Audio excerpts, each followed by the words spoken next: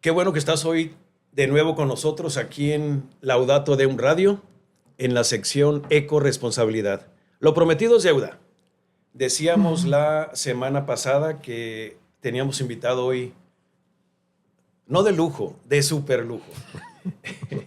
Está con nosotros, voy a dejar que se presente al ratito, el ingeniero Carmelo Zavala. Voy a leer un poquito de lo que me dijo la inteligencia artificial, Carmelo, y si estás de acuerdo con ello, me dices. Yo sí estoy de acuerdo con lo que dice aquí. José Carmelo Zavala, con V, así dicen con V, es un líder ambiental completo, científico, gestor, emprendedor, formador de políticas públicas y comunicador. Su trabajo se centra en construir puentes entre gobierno, empresas y sociedad civil para promover una Baja California más sustentable y resiliente. Yo estoy de acuerdo. órale. Carmelo, buen día. Gracias, Rubén. Primero diría que gracias, ¿cómo será? Halagador, estar contigo, acompañarte, verte en este programa y verte en este giro que creo que nos ha unido durante muchos años, profesionalmente. Y bueno, agradecerle a la inteligencia artificial la crema que le pone. Aspiro un día a hacer lo que dice. Me lo pongo como meta. Y lo intentaré. Con los tiempos y los años que nos da la experiencia acumulada, la juventud acumulada. Creo que es una aspiración que no solamente quienes estamos en el giro alrededor de la química, de la bioquímica, en mi caso, pero la fraternidad creo que nos ha llevado en este giro durante tantos años. Me parece, pues, esta etapa donde nos encontramos, me parece muy gratificante. Híjole, Carmelo, muchísimas gracias, la verdad, por estar por acá. Y acá también, allá al fondo, nos saluda Jessica Castañeda. Hola, Jessica, qué bueno que estás por acá. Te digo un poquito cómo nace la idea de este programa, Laudato Deum Radio. Híjole, ¿cómo hago resumen? Está un poquito difícil. Yo hago mi doctorado en UABC ya hace rato, en un área que no era mi área. Mis compañeros me vieron muy feo. Economía, pero me voy por el lado de la gestión ambiental, y que me ha fascinado muchos años. Y yo uso como bibliografía por ahí un librito, una encíclica del Papa Francisco. Yo la uso ahí como referencia, que se llama Laudato Si. Y bueno, la puse ahí como referencia, un librito que lo ves y dices tú, si estuviera en una biblioteca, ¿dónde lo pongo, no? Y pues lo puedes poner en economía, en sociología, en fe, en biología, ¿no? Y aquí con nuestros amigos de Laudato Deum Radio, de repente sale la idea de, oye, te invitamos a participar, y voy viendo el nombre del programa, ¿no? Ah, caramba, dices, oye, espérame, si yo hace rato que ando con esto de Laudato Si, y el programa se llama Laudato Deum Radio, dije yo, pues de aquí es. ¿Cómo? De aquí es, ¿no? Qué coincidencias, ¿no? Sí. Este es el programa apenas, va a ser el programa número 7. El programa, no sé si has tenido oportunidad, Carmelo, de seguirnos en algunos. La idea es esa, hablar de una ecología integral, hablar de una casa común, hablar de responsabilidades, sí cierto, de gobierno, pero también de uno como miembro de esta casa común, hablar de conciencia, hablar de quién es el bueno y quién es el malo, o sea, todo este tipo de cosas que, pues lo conoces tú, Carmelo, hace muchos años, tienes la visión pues el sector gobierno, el sector industrial, el sector social. De eso se trata, ¿no? De eso se trata. Es un programa católico, obviamente, y en su barra de presentaciones de todo el día, pues tiene lo que todo programa católico debe de tener, ¿no? Misa, oraciones, etcétera, pero tiene estas secciones, ¿no? Estas secciones como la de los miércoles, que es ecoresponsabilidad, y por eso la invitación. No, me decía otro amigo ayer, no, es que voy a ir a rezar. No vas a ir a rezar, aunque es un programa católico. Vamos a hablar de la responsabilidad como laicos que tenemos hacia esta casa común, ¿no? Estemos en gobierno, estemos en donde estemos, o seamos de la religión que seamos. Entonces, por ahí va la idea. Fíjate que yo creo que, ¿qué dirán? Para decidir hacer lo correcto, creo que no solamente debemos orientarnos con las reglas sociales generalmente aceptadas en una ley, en una regulación, para hablar de nuestra cancha ambiental. Yo creo que hay un segmento que en épocas y en tiempos diferentes y con aproximaciones por diferentes caminos, pero tal vez esta, digamos, cosmovisión que tienen los pueblos originarios, nuestros pueblos originarios en Baja California y en todo el país y en diferentes partes del mundo seguro, esta espiritualidad con que se sienten, se dice la pertenencia a la tierra, la pertenencia, ser parte de la naturaleza, parte del río, de la montaña, de nuestro entorno natural. Yo creo que sin duda lo encontramos en parte de la filosofía y de las enseñanzas del Papa al que te refieres, del que lo perdimos hace poquito. Hace poco tiempo. Y efectivamente su documento famoso, más allá siquiera del tema religioso, diría yo, efectivamente enfoca y se acerca al tema ambiental, ecología, desarrollo sustentable, pobreza, agua, todos estos temas, Rubén, que seguro también los podemos encontrar en los ODS, en los organismos, estos objetivos de desarrollo sustentable, sí. Podemos encontrar en la definición básica y elemental de desarrollo sustentable, podemos encontrar en muchas políticas públicas de gobiernos diferentes, como intención tal vez si quieres, pero bueno, como una aspiración. Y seguro todos como entes, como personas, necesitamos tener una orientación, una luz que nos dirija. Las luces del aeropuerto, si quieres, podemos llamarle en la religión o en la filosofía o en la vocación o en el espíritu o en la ética o en la moral que queramos, en la que queramos abrevar o usar ese diccionario, pero yo creo que hay de cualquier manera en todos estos campos algo más allá de la, digamos, ¿cómo diría yo? De la vigilancia física de un policía ambiental que te vigila para que hagas lo correcto. Porque ni siquiera en nuestras reglas, normas, regulaciones, leyes podrán contemplar todo lo correcto o no han terminado de plasmar nuestra pertenencia a esa casa común, sí. ¿No?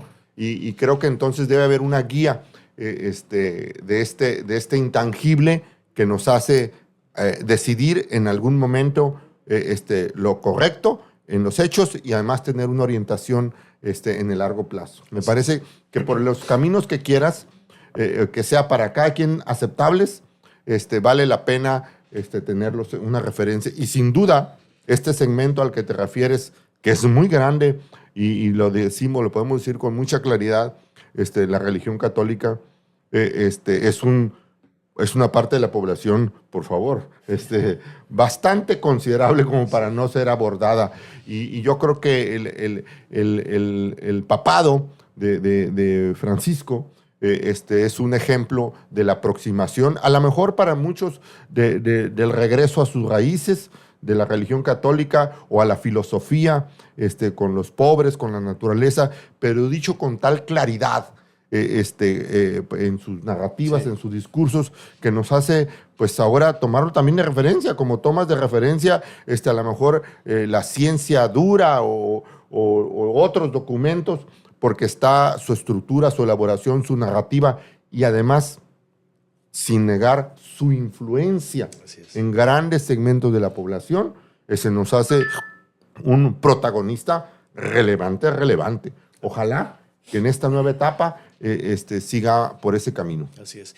Recuerdo ahorita cuando hablas del documento, políticamente, voy a decirlo así, se presenta en un tiempo muy interesante, ¿no? En la COP de París. En la COP de París. Yo estaba viendo un video, una nota que salió.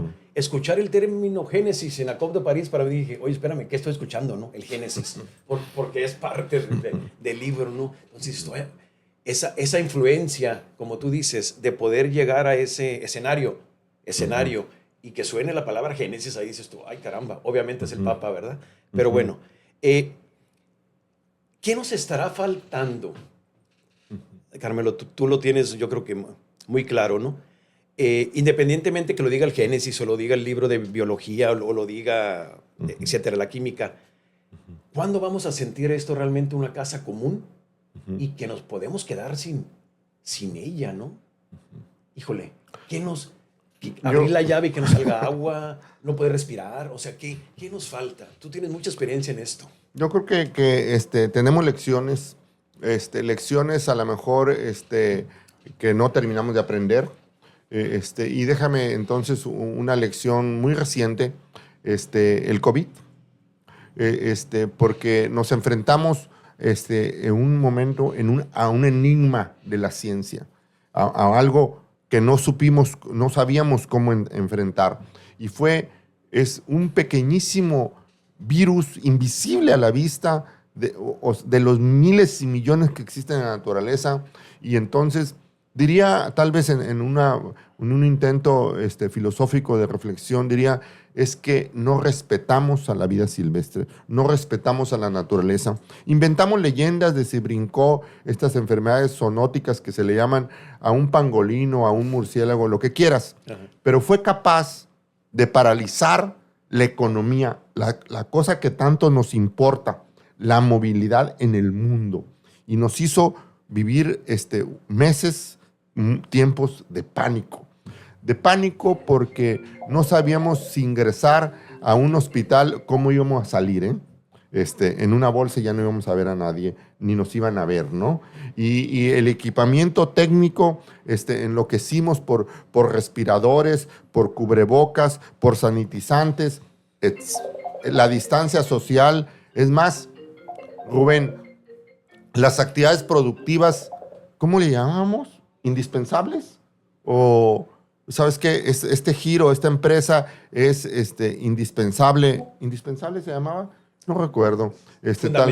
No. Sí, esencial esencial. Y entonces, entonces esta actividad que siga. Algunas actividades de las más normalizadas, como el turismo, como los restaurantes, que se fueron las más castigadas, ¿no? Sí.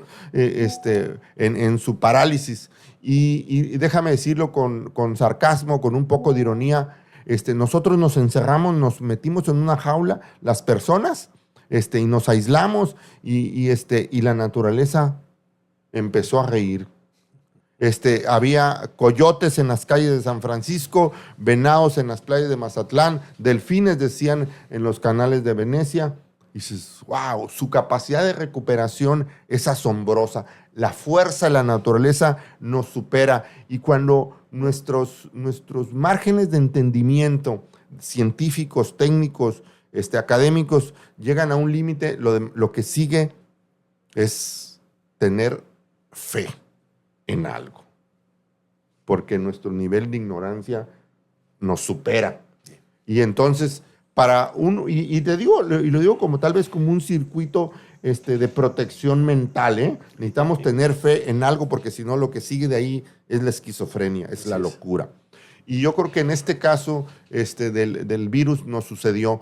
No estoy seguro que aprendimos la lección suficiente, porque, por ejemplo, esta definición que alcanzamos de industria o de comercio o de sector de los negocios indispensable, ya se nos olvidó. Y entonces hoy podemos utilizar nuestros escasos recursos naturales según el área geográfica donde te encuentres en el mundo. Puede ser el agua, puede ser la calidad del aire comprometida o la calidad del agua, etcétera, o la biodiversidad o un recurso pesquero diferente donde estamos. Esta capacidad de carga del ecosistema donde vivimos que no le tenemos suficiente percepción de los límites, y entonces hoy seguimos utilizando recursos naturales, diría, para un consumo superfluo, para un consumo, para bienes que no son indispensables, que no son necesarios. Y entonces déjame regresar y con un poquito de puntualización a la narrativa, a la encíclica a la que nos queremos referir, sí, donde es un llamado a la austeridad. Su vida fue un llamado a la austeridad, a vivir en la modestia, sí, en disminuir el hiperconsumo, o el excesivo consumo que tenemos de cosas innecesarias. Y eso, Cuauhtémoc, pisa callos. Pisó Wow. muchos callos a Wow. todos los niveles. Wow. Desde los excluidos, la pobreza, todos estos temas, ¿no? Unas diferenciación, unas asimetrías entre quien tiene mucho y que no tiene nada, que no es sustentable, para regresar a nuestro tema, que no es sustentable, porque cuando las asimetrías se vuelven tan insultantes y están en el mismo vecindario, lo que sigue es que suceda una, ¿cómo diremos diplomáticamente? Una abrupta distribución de la riqueza. Y eso es métodos no ortodoxos para redistribuir el bienestar y la riqueza. Sí. Y creo que, bueno, eso es una lección que necesitamos trabajar mejor. Usas tú mucho, Cuauhtémoc, el término provocación. ¿Puede ser un documento así, provocativo? Sí, claro. Tendríamos que verlo así, claro. Un documento provocativo. Claro. Y déjame entonces ponerle un poquito de definición a la provocación, porque la provocación es algo que te invita a la reflexión, que te invita es una sacudida que te invita a salirte, salte poquito del cuadrito. Si seguimos haciendo, dice si seguimos haciendo lo mismo, ¿por qué esperas cosas diferentes? Claro. Bueno, pues seguimos haciendo lo mismo. Entonces necesitamos tener un momento, un alto y decir, a ver, ¿cuál es el camino que seguimos? Y uno de esos caminos es el consumo excesivo de cosas innecesarias o la acumulación de riqueza o de bienes en una parte que no se distribuye. Es insultante, y a eso se refiere también en algún momento este documento, cómo hay gente que no tiene en el mundo, no tiene qué comer, no tiene hambre. Y la tercera parte de los alimentos que producimos se pierde. Se tiran, exactamente. Se pierden en alguna parte, en el camino, en la distribución, en la producción, en la orilla de campo, por falta de cadena de frío, lo que quieras, técnicamente explicable, por logística, pero perdemos una parte de los recursos que se utilizaron ya en producir comida, no llega a ser alimento de alguien que está muriendo. La distribución tiene que ser una palabra con mayúsculas, no la producción, la distribución. La colaboración es una palabra con mayúsculas, no la competencia, y a eso nos invita el documento Hay un capítulo ahí extenso del término ecología integral, ¿no? Y sí, integral. Una gráfica ahí con círculos que conocemos hace mucho, ¿no? La parte social, la parte ambiental, la parte económica. Y el Papa Francisco, de feliz memoria, como tú dices, pues lo maneja muy bien. Y aparte creo que la asesoría que tuvo en este documento, la parte científica, como tú dices, permitió que no tuviera tanta, ¿cómo decirlo?, tanta grilla, ¿no? Porque son datos públicos, son datos, cuando habla de calentamiento global, cuando habla de la concentración de CO2 en el aire, etcétera, no se lo inventó, pues, no se lo inventó, y eso creo que le dio un peso al documento, indistintamente de dónde viene el líder católico, etcétera, indistintamente de que se llame encíclica, le dio un peso al documento que es muy difícil de batear, pues. Yo creo que tiene sus referencias y sus bases documentadas, científicas, informadas, que lo hace un documento de peso.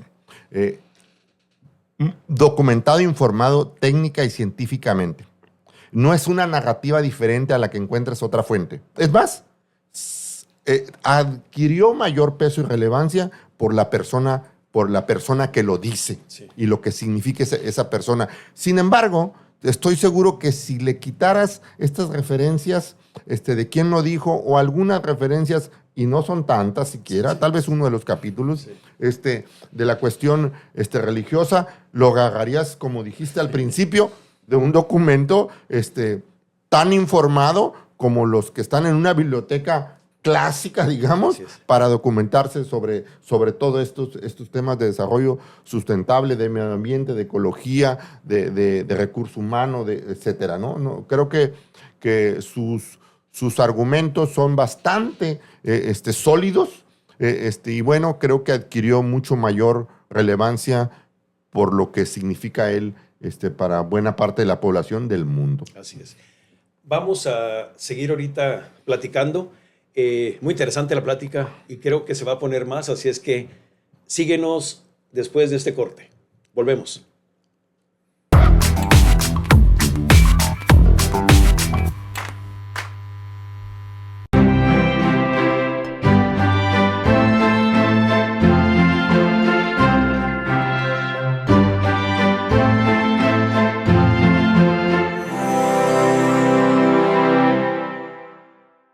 Continuamos. Qué bueno que sigues aquí con nosotros. Carmelo, si yo ando con los libritos en la mano, Laudato Si, Legepa, el librito en la mano no me va a alivianar. ¿Qué tiene que...? Para México, como México no hay dos en leyes, en documentos, etcétera. ¿Qué hacer para realmente aterrizar esto, no? Muy buenas leyes. Tenemos muy buenas leyes y todo. ¿Cómo lo hacemos? Sí, yo creo que hay que ser más practicantes que narrativa y que discurso. Igual diría en la religión con la legislación. O sea, yo puedo ver, y lo digo porque en mi familia estamos, no soy tan practicante diario de los lugares religiosos, pero en mi familia desde luego que hay una tradición en este sentido, ¿no? Aunque no sé si sea correcto decirlo en público, pero así es. Mi madre, mis padres, mi familia. Y te diría que no, para no ir lejos, en mi propia familia, tú puedes ver a alguien que tiene una disciplina, una rutina de asistencia a la iglesia, a los ritos diferentes, sí, que se hacen tradicionales en toda nuestra cultura, en la cultura mexicana, tal vez con una muy, muy relevante papel de la Virgen de Guadalupe, para decirlo con claridad, sí, sí, para los mexicanos, lo que significa esta imagen y este símbolo. Y lo que yo veo en mi entorno, no acuso a nadie más para decirlo en mi entorno, es que vamos al sitio, al lugar, oramos, rezamos o como le queramos decir, reflexionamos, diríamos, para decirlo de una manera generalizada, sobre los valores humanos, sobre la moral, sobre la ética, y salimos de ahí y no somos tan practicantes. En nuestro entorno laboral, con nuestros compañeros de trabajo, o a lo mejor hasta con nuestra familia. O diría, hay valores, comercio justo, respetar la naturaleza, respetar el bienestar. Hoy, como algunos de nuestros amigos, seguro,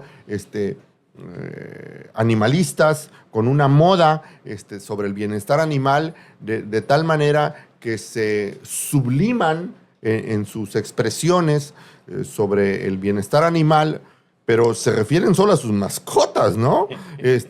Y pueden ser muy sensibles a la vida de su perro, de su gato. De su perrijo.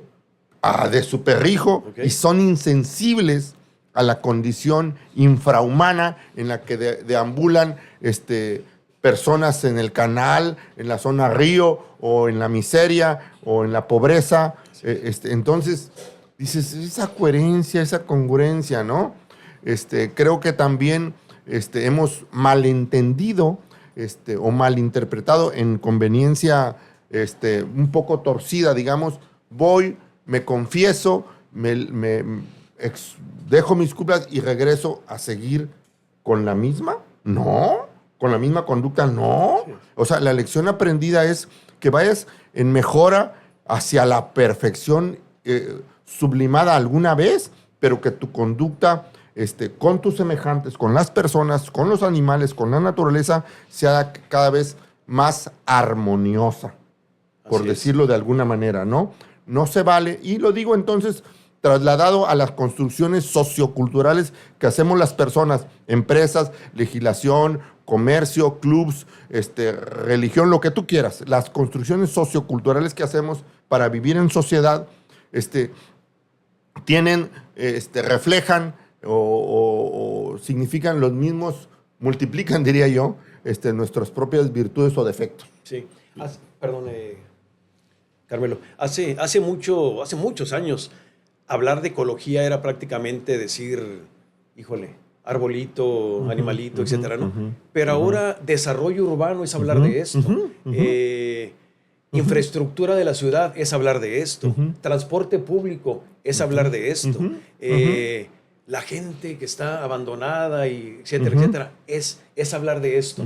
Qué bueno que ahora es integralidad, pero qué malo también porque nos compromete a mucho más, ¿no? Si yo apenas estoy entendiendo que el agua, y aparte ahora tengo que sumarle a esto, híjole, se complica poquito, ¿no? Y yo creo que esa es parte de la integridad a la que nos convoca el documento al que hablamos, ¿eh? Y la narrativa y la estructura del discurso que elabora el Papa Francisco en este documento. La integralidad y el papel de las criaturas, todas criaturas del Señor, para decirlo, pero es la naturaleza, las plantas, los animales y nosotros también, una pertenencia a eso. No somos aislados a esto. Y entonces esa integralidad, que estoy de acuerdo, puede ser muy compleja de nuestro entendimiento, de nuestra comprensión, porque también nuestra estructura educativa fue especializada, química, biología, física, matemáticas, no sé qué, pero la naturaleza, el entorno, es todo junto y pegado, es integral. Y entonces lo estudiamos, lo separamos para comprenderlo, eso suponemos, en una metodología de este tipo. Pero luego ya no alcanzamos a tener esta visión y es a la que nos convoca. Porque entonces el trato que le puedas ofrecer a un ser vivo, como a tus semejantes, entonces los da en un entorno de la naturaleza. Dice la casa común. La casa común. La salud del planeta es nuestra salud. La salud del ecosistema es nuestra salud. Es una convocatoria, pues, no podemos discutirla, no podemos decir que tiene un concepto científico también, con fundamento. Hay una parte ahí, obviamente, es una encíclica, insisto, y pues habla de la parte teologal, voy a decirlo así, y dice, bueno, si hacemos esto, esto y esto, lo demás se va a dar por añadidura, es obvio, ¿no? Si yo participo en que no haya tanta desigualdad, si yo participo en ayudar al amigo, al hermano, el medio ambiente, etcétera, lo demás se tendría que ir dando por añadidura. Es lo mismo, ¿no? Si en una empresa yo hago esto, el resultado va a ser por añadidura algo mejor, ¿no? Yo creo que nos falta esa parte, ¿no? ¿Cómo aterrizarlo, Carmelo? ¿Cómo decirlo? Bueno, un día normal tuyo, Jessica, Adrián, mío, un día normal, me levanto a las 6 de la mañana o a las 5, regreso a casa a las 9, 10 de la noche. ¿Cómo identificar qué estoy haciendo, qué no estoy haciendo? ¿Realmente lo veo como mi casa común? ¿Qué tan, híjole, es que se me viene tanta idea a la mente, qué tan comprometido estoy con usar menos el vehículo, en generar menos basura, en cierran al agua?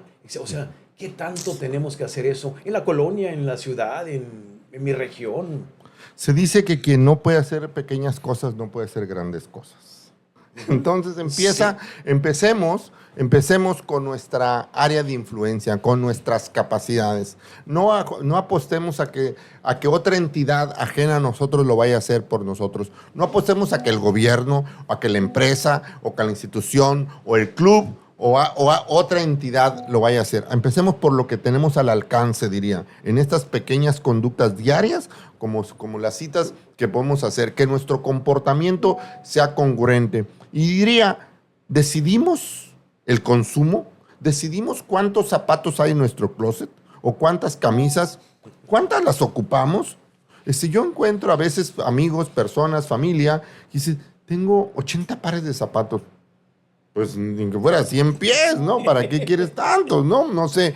Pero estamos en una vorágine de mercadotecnia que nos lleva y nos dejamos llevar a cosas que no necesitamos.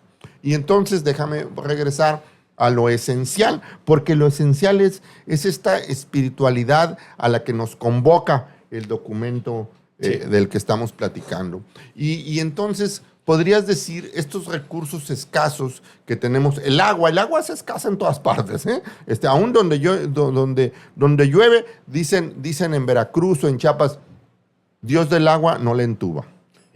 Entonces cuesta, para hacer esta referencia, cuesta donde llevarla. Y entonces el agua vale un recurso tan escaso, cada vez nos damos más cuenta, no solamente la contaminación o no tratarla, etcétera, vale con el agua hacer un producto que es dañino, que perjudica la salud y que lo compramos y lo adquirimos en cualquier tienda de abarrotes lejana en la serranía o en la periferia de la ciudad, porque tiene una capacidad estas empresas de comida. Hoy que tenemos una campaña, por ejemplo, por el momento en el segmento infantil contra la comida chatarra. Uh-huh. Y déjame decirte que eso no es cosa menor, porque la relación más íntima y elemental que tenemos con la naturaleza es alimentarnos. De ahí viene toda la comida, toda nuestra alimentación. Y si eso no lo alcanzamos a internalizar suficiente, porque los ciudadanos urbanos perdemos este contacto con la naturaleza de tal manera que vamos al mercado y no sabemos si es temporada de naranjas o si las naranjas se cultivan aquí en Ensenada o hasta Hermosillo. Es más, podemos encontrarnos que no sabemos de dónde viene el agua que usamos en Tijuana, ¿no? Y lo que cuesta traer el agua en Tijuana para usarla una vez y tirarla, ¿no? Entonces, necesitamos esta reconexión con la naturaleza para valorar el ecosistema donde vivimos.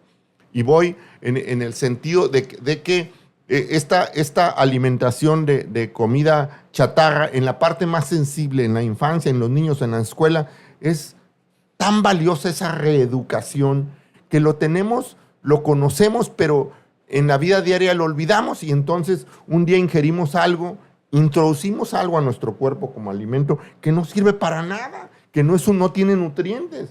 Y entonces dices, ¿qué cosa? Y regreso a nuestro ejemplo antes. Cada construcción sociocultural que hacemos multiplica nuestras virtudes y defectos.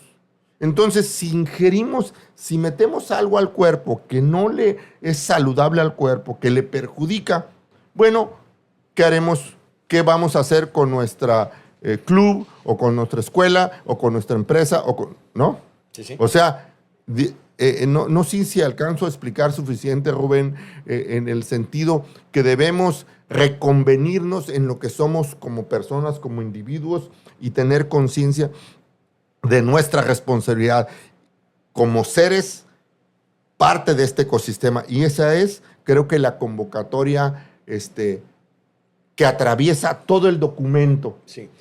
La semana pasada, Carmelo, tuvimos aquí una invitada, una psicóloga, y salió el tema ahí de las comunidades, las personas, la conducta, las relaciones.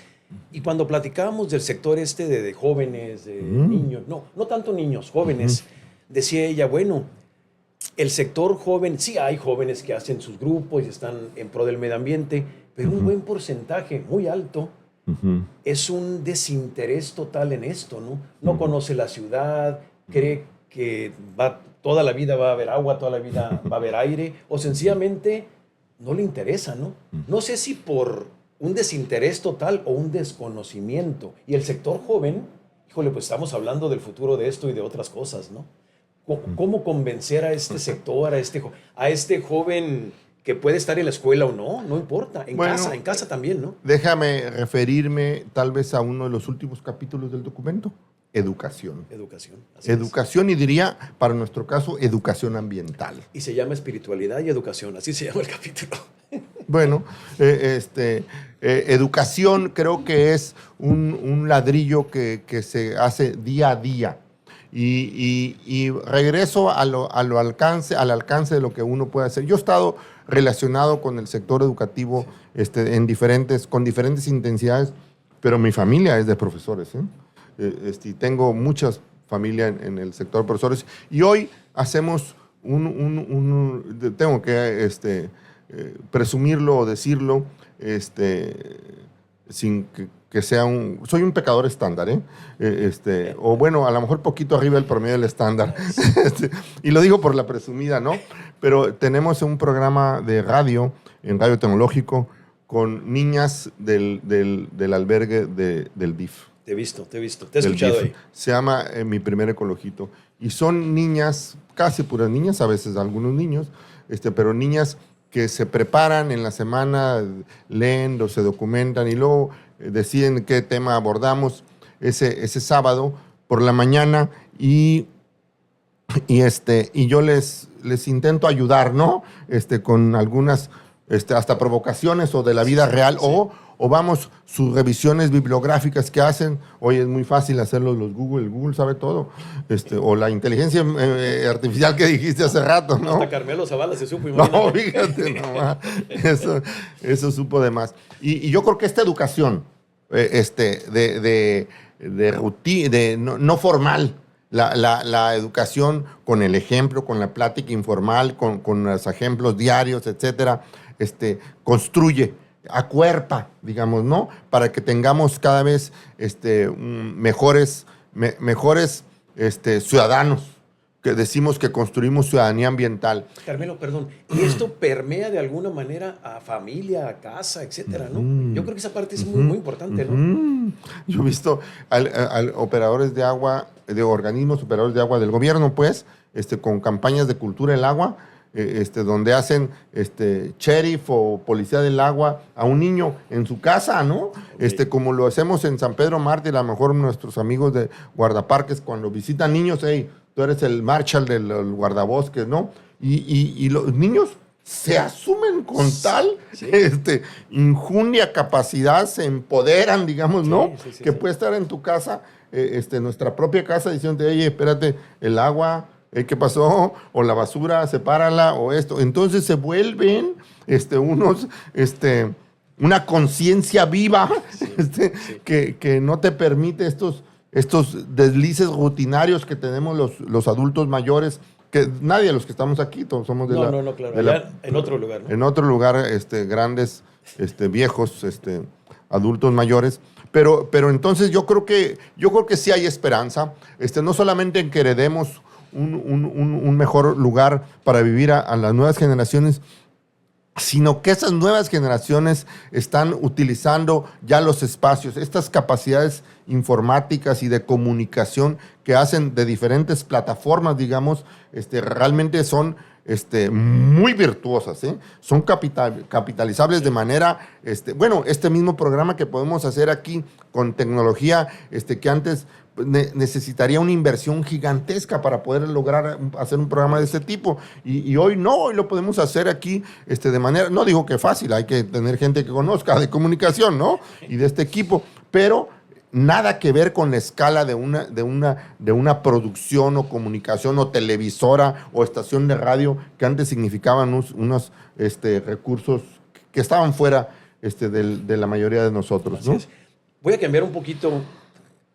Bueno, cambio y no cambio, porque todo esto, Carmelo, estamos en zona fronteriza.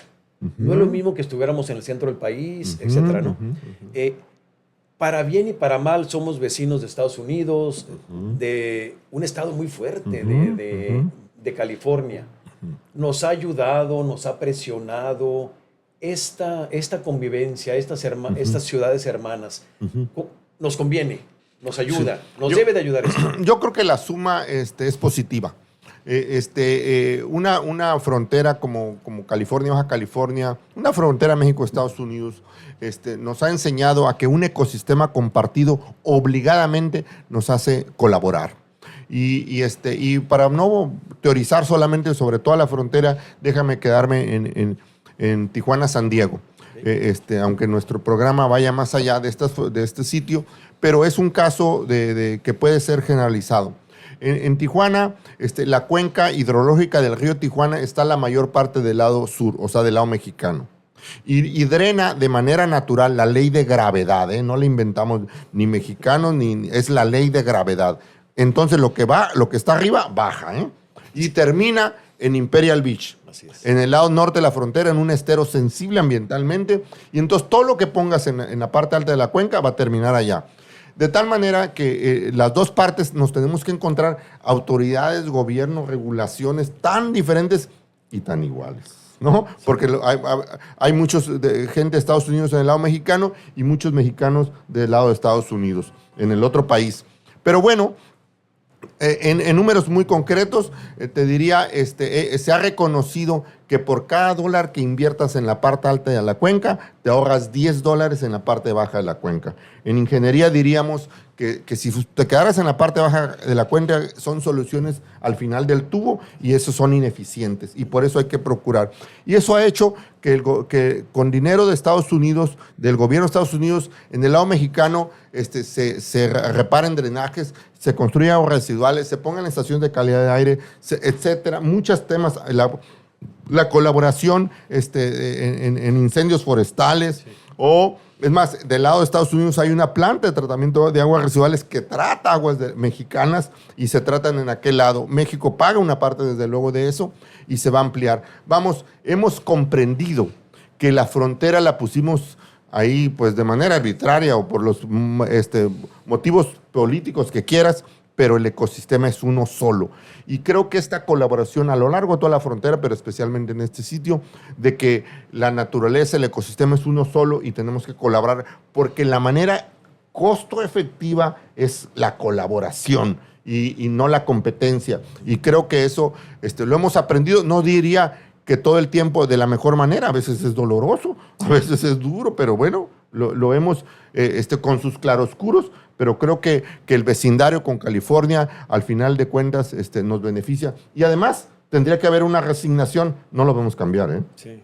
Los vecinos somos ahí permanentes y somos permanentes. Sí. Mejor que nos llevemos bien. Sí, así es. Yo recuerdo, Carmelo, cuando me tocó trabajar por ahí algunas de las reuniones de gobernadores fronterizos y todo, siempre el tema medio ambiente es tema, y fue tema y sigue siendo tema, ¿sí? Y no solamente por el agua, aire, suelo, sino por las relaciones sociales y económicas de la región, ¿no?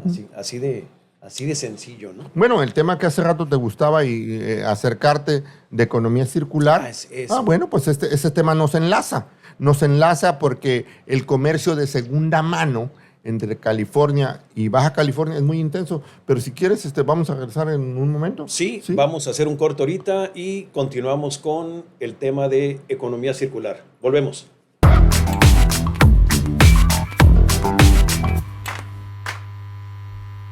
Volvemos con esta parte que decíamos de economía circular. Aquí estás viendo en pantalla ahorita nuestro número de WhatsApp para que te comuniques con nosotros. ¿Qué quieres escuchar? ¿Qué te parecen estos temas? Invítanos a tus comunidades, a tu región.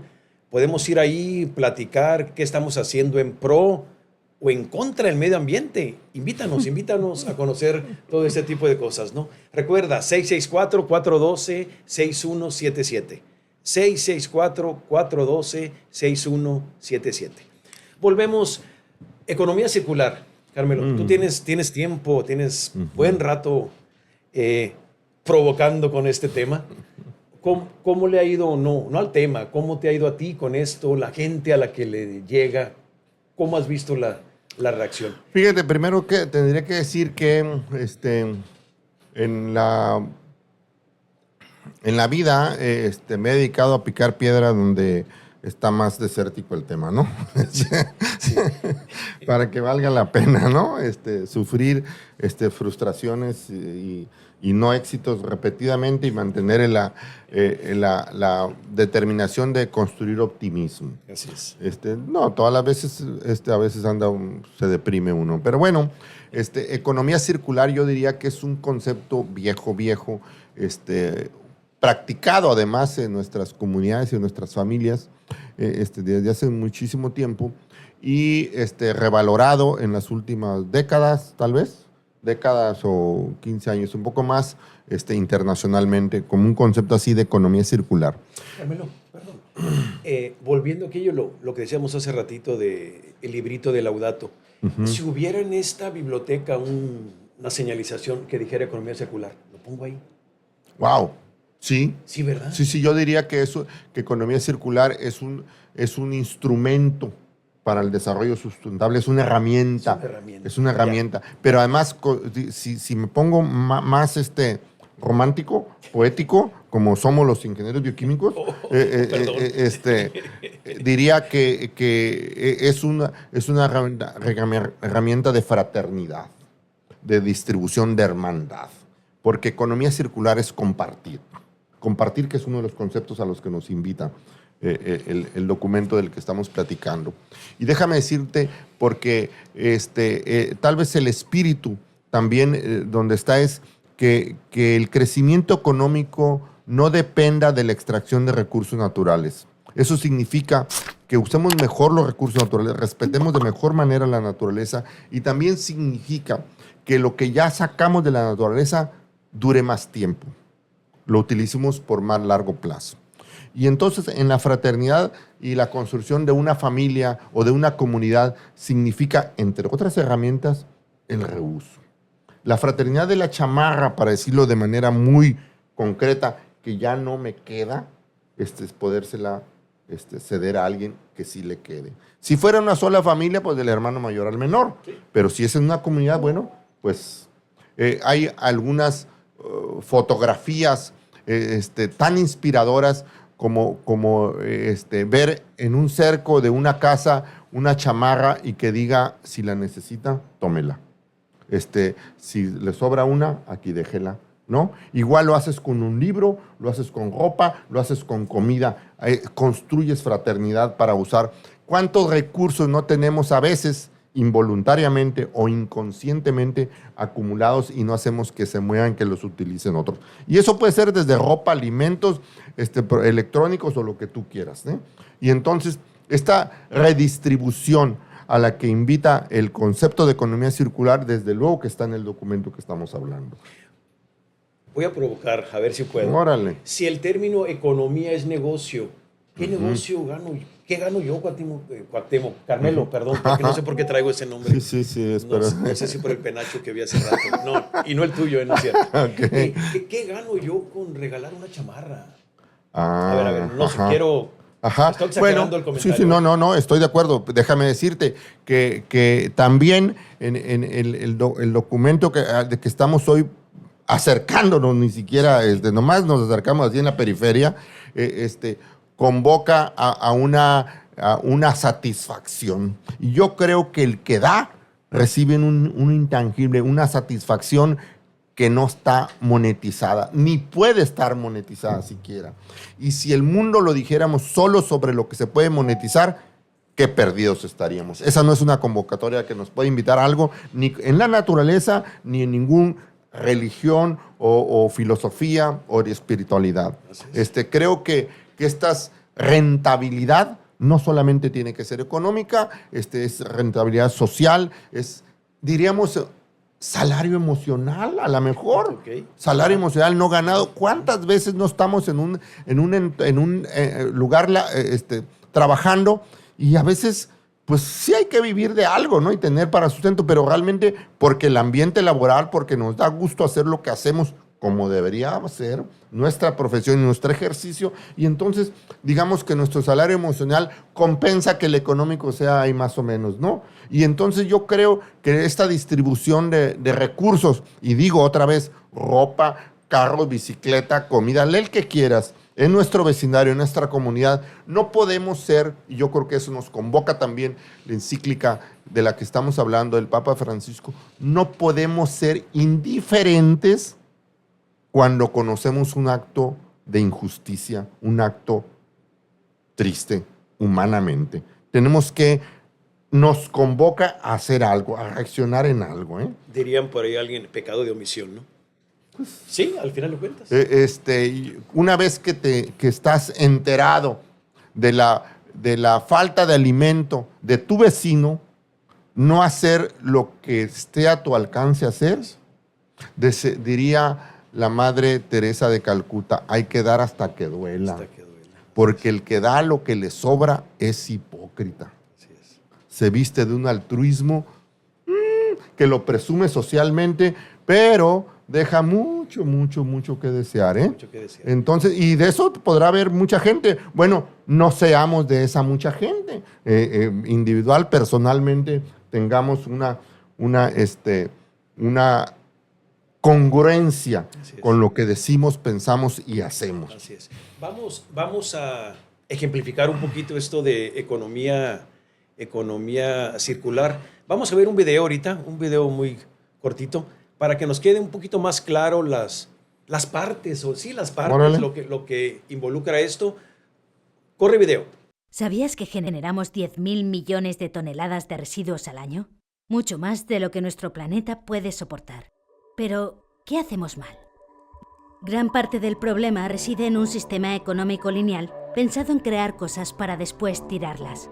En esta cadena, cada uno de los procesos mira exclusivamente por sus propios intereses y genera sus propios desechos. Para empezar, cuando se diseña un producto, solo se piensa en una cosa: producir mucho para vender mucho. Así, se llega a conductas tan extremas como la obsolescencia programada, en la que los productos están pensados para estropearse y así tener que volver a consumirlos. Un auténtico derroche, ¿no te parece? Vender mucho significa extraer mucho, y la extracción de la materia prima es muy agresiva con el paisaje, la atmósfera y los ecosistemas. Imagina, en 20 años hemos extinguido oficialmente 27 especies de animales. ¿Es que queremos quedarnos solos? Los métodos utilizados para la distribución y el transporte son también muy contaminantes. Hazte una idea. Los 15 mercantes más grandes del mundo contaminan ellos solos más que la mitad de los coches que hay en el planeta.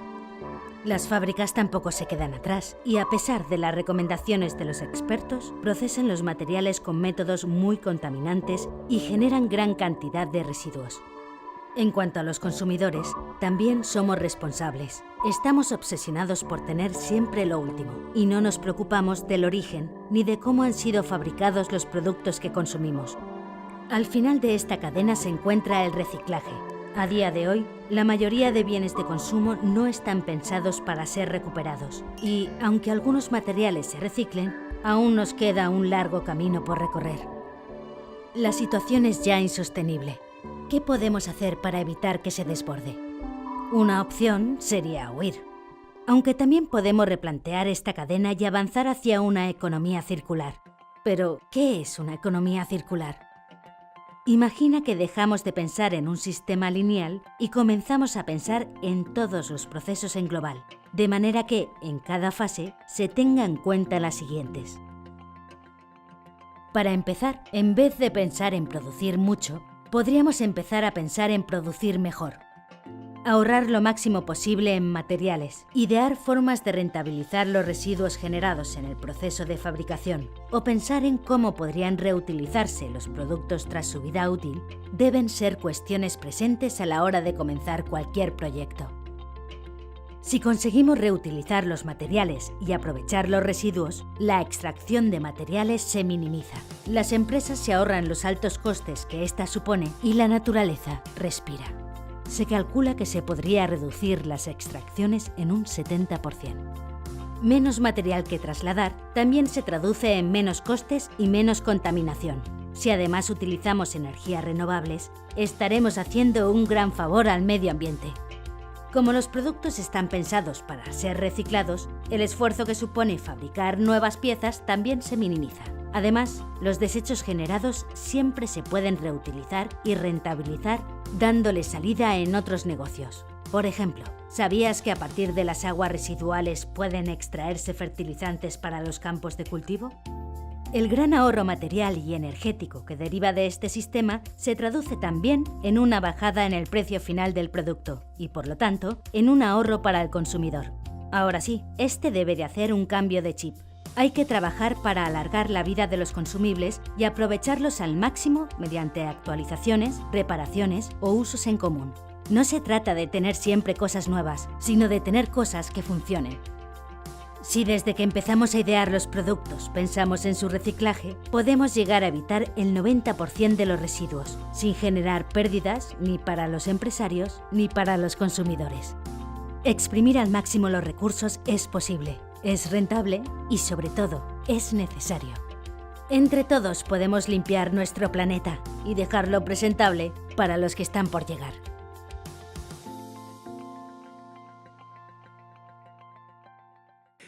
Qué interesante, ¿no? Esto de que te voy a contar a ti, Carmelo.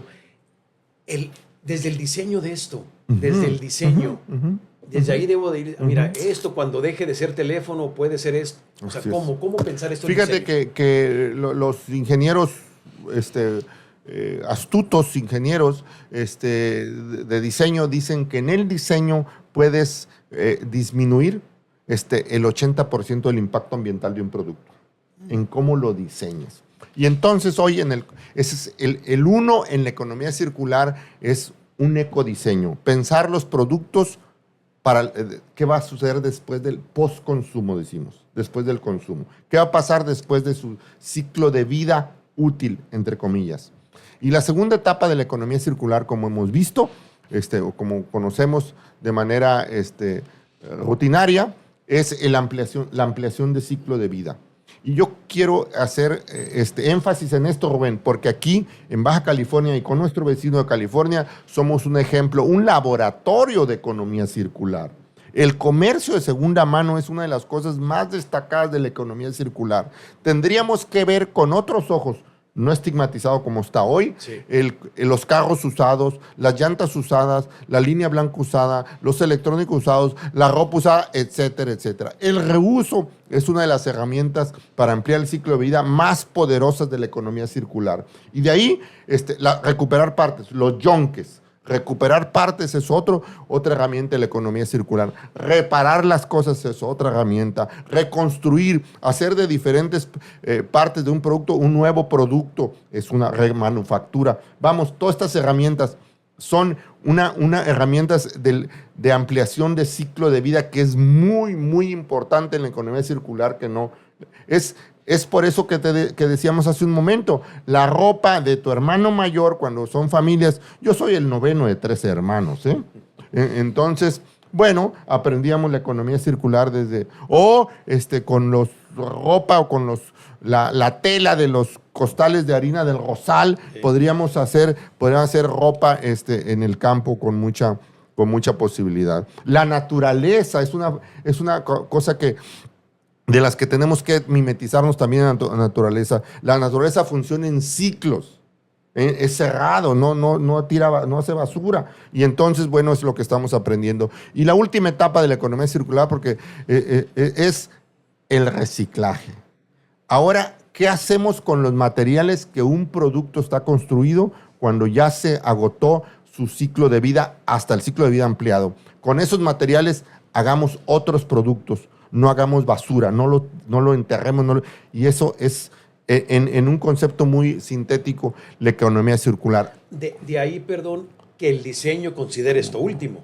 Cuando el material ya va a ser de desecho, voy a decirlo, el diseño lo consideró. Claro, porque hoy tú te darás cuenta que algunos equipos electrónicos que dicen de obsolescencia programada duran 2 años y a los 2 años ya es más lento, ya no sirve y además lo quieres abrir y no lo puedes abrir, es una sola pieza. No está preparado para separar las partes o los componentes o nada y entonces es una trampa tecnológica para seguir produciendo, ¿no? Entonces, creo que ese es uno de los conceptos que tenemos que reaprender y me parece que es la economía circular es una herramienta muy virtuosa para construir desarrollo sustentable. ¿Algún país, Carmelo, líder en esto? ¿Quién podrías tú considerar como que le ha entrado duro? Yo creo que los europeos y tal vez especialmente España.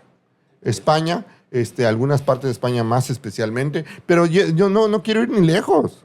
O sea, la economía circular que vivimos aquí, en California y Baja California, o sea, el comercio de segunda mano es una herramienta poderosa a la que hay que aprenderle todavía. Yo conozco amigos de los que decimos segunderos, que conocen tanto de la ingeniería de la construcción de una lavadora de la marca fulana, el modelo fulano, que no lo vamos a ir en este momento, pero que en California la venden y a los 3 años ya se le descompuso el valero, el bushing de alguna parte y el aparato ya no funciona. Lo traen acá y se lo reparan por $1 y le vuelven a dar ciclo de vida. Otros, la lavadora vuelve a funcionar otros 3 o 5 años, ¿no? Y la gente,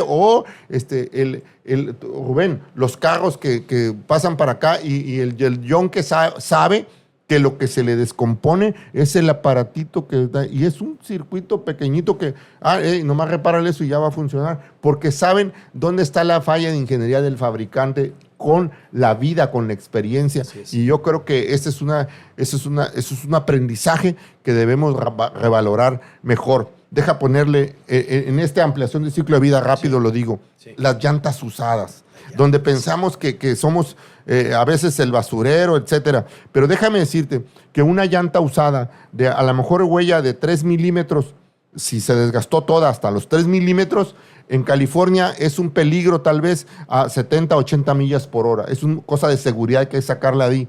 Pero esa llanta puede seguir siendo usada como llanta en una terracería en San Quintino, en Mexicali, donde quieras, a 20 millas por hora, a 10 millas por hora. No significa un riesgo y puede seguir usado como llanta 6, 8 meses más. Así es. Entonces, ciclo de vida ampliado del producto, como llanta. Después vas a ver qué vas a hacer con el material que está construido la llanta, ¿no? Todavía no es residuo.